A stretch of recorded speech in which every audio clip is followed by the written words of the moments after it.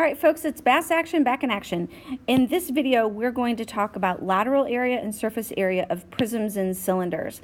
In class, we're going to go through a little bit more discovery about why the formula is what the formula is, but for our purposes right now, what I want you to focus on is learning the vocabulary word, and then we're going to just do a couple examples so you have some things to reference.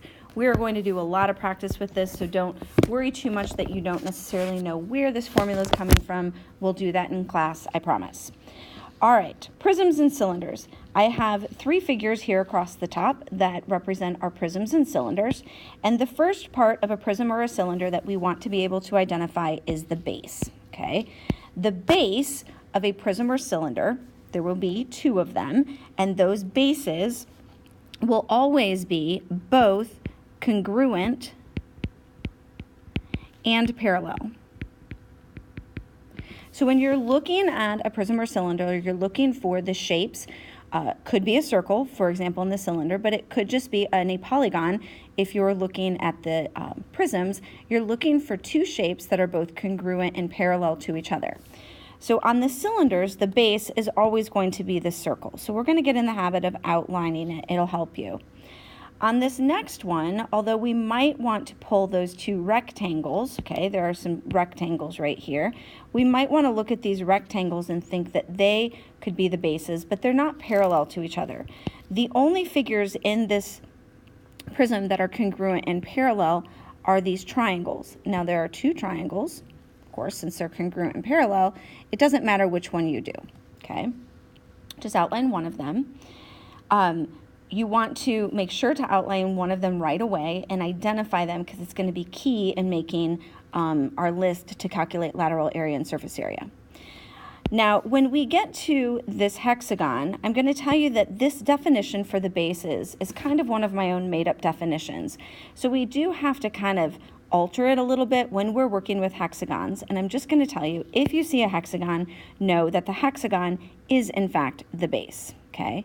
Don't try to choose one of those little rectangles thinking, hey, they're congruent and parallel. It's true, but it's not going to work for our purposes, okay? So we've got our hexagon there. Now, the height of a prism or a cylinder is going to be the distance between those bases. So that's why we needed to find those bases first.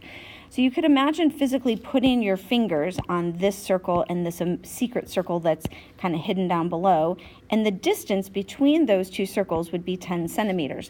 That would be the height of our cylinder in this case. On the next one, you could imagine putting your finger on this triangle and the distance between those two triangles is going to be 5 inches. On the last one, if you put your fingers on the two hexagons, the distance between those two hexagons is 2 centimeters. That's going to be our height. Now, the last thing that we're going to do is we're going to talk about lateral faces.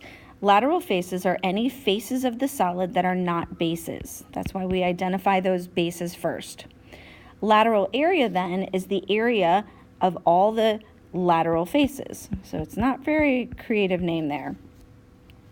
We're going to use lateral area as a component for several things later, so we want to get comfortable calculating it.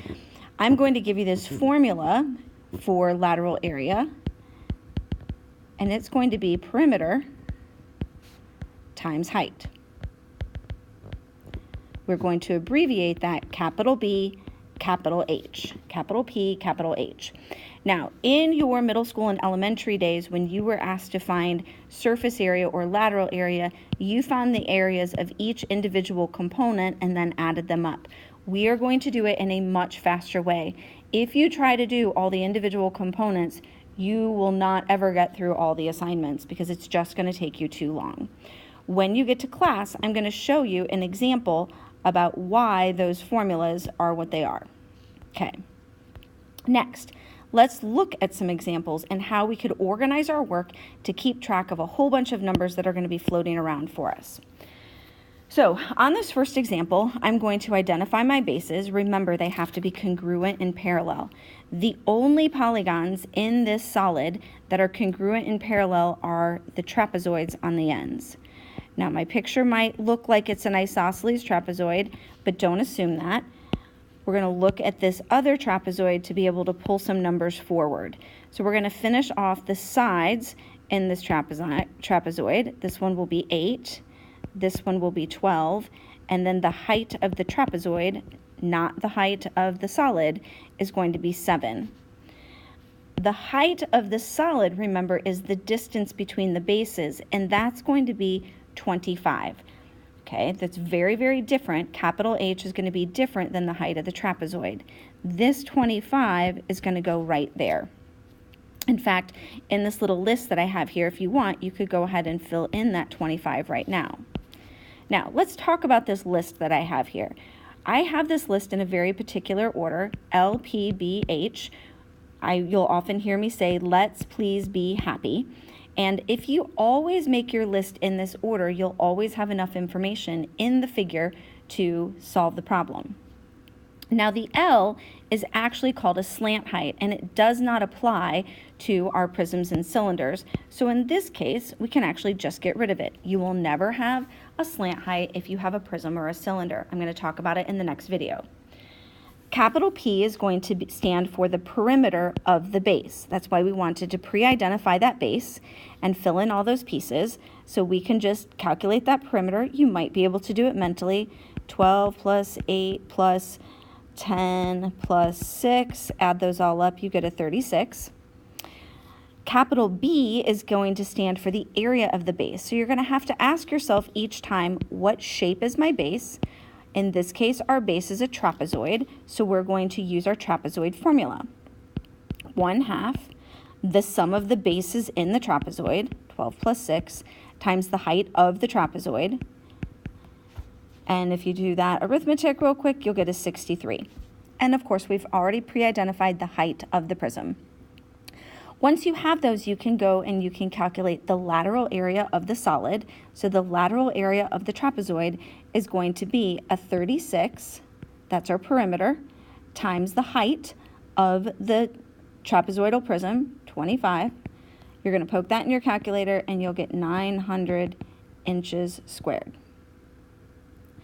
Now, surface area is going to be that lateral area plus any other sides of the solid that we haven't included. And in this case, our 900 only included the lateral area. It did not include the area of these two trapezoids. So we're going to add that in. So for surface area, we'll have 900 plus 2 of those bases, because I have 2 of them in my figure. So I'll get 1,026 inches squared. Now we're going to do one more. Again, we're going to find the bases first. So they have to be congruent and parallel. So let's outline it. You'll notice I've given you an equilateral triangle. I told you we would do those a lot. We're going to find the distance between the two equilateral triangles. Remember, that's going to become the height, big H, for the prism. So I can go ahead and put that 20 in right there. Prisms never have a slant height, so we can immediately eliminate the L, and then we can jump in and do the perimeter and the base.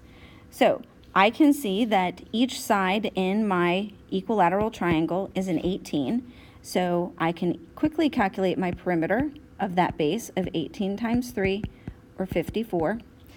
And then we're going to have to calculate the area of that base, so it might be helpful to quick redraw that. Remember, from chapter 11, this angle's 60 degrees, so I can fill in a 9. I know that the height is going to be 9 radical 3. So the area of the base is 1/2 little b, that's the base in the triangle of 18, because that was the whole side, times the height, 9 radical 3, gives us 81 radical 3. So lateral area, let's go back to our formula. Remember, it's perimeter times height. So we're going to do our 54 times the height, which was the 20, and that's going to give us a lateral area of 1,080 centimeters squared. The surface area of the solid is going to be that same lateral area. It's just going to pull forward, and we have 2 bases, so we're going to do 2 of that area of that base of 81 radical 3. And we'll get 1,080 plus 162 radical 3 centimeters squared. And since those are not like terms, there is nothing else that we can do on that problem, and we would be all done. Okay, on the next video, we're going to go through pyramids and cones, and then you'll be ready for class.